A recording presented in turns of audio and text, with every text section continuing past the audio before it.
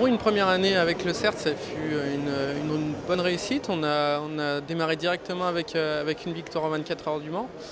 Forcément, en arrivant dans un team qui avait 13 titres en championnat du monde, j'avais forcément de gros objectifs.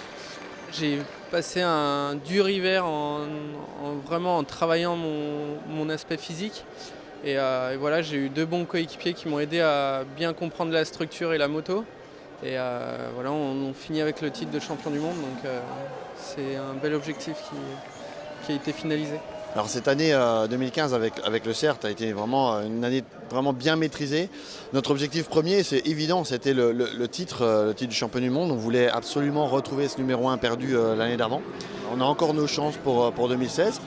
Malgré qu'on va encore utiliser le modèle G6R 2015, voilà, l'ancienne moto, sur tout le début de saison, puisqu'on a un nouveau missile qui va arriver bientôt, mais ça va arriver tardivement, donc on verra ça pour la fin de saison. Alors évidemment, les 24 heures du Mans moto, c'est une des courses phares de l'année, évidemment, une des grandes courses qu'on veut tous gagner, parce que c'est la première, mais aussi surtout parce que c'est une course d'importance, une course populaire pour tout le monde, même ceux qui ne pratiquent pas la moto.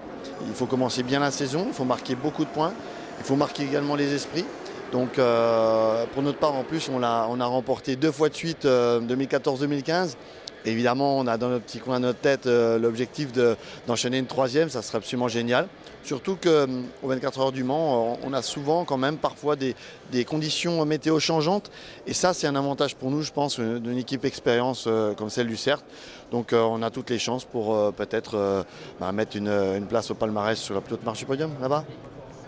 On a beaucoup travaillé durant l'hiver pour essayer de développer les nouvelles suspensions qu'on a découvertes.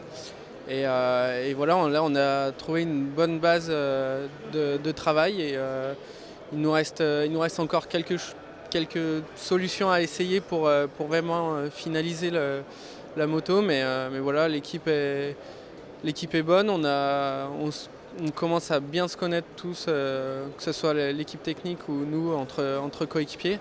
Donc il n'y a pas de raison pour que ça ne marche pas. On espère juste la victoire.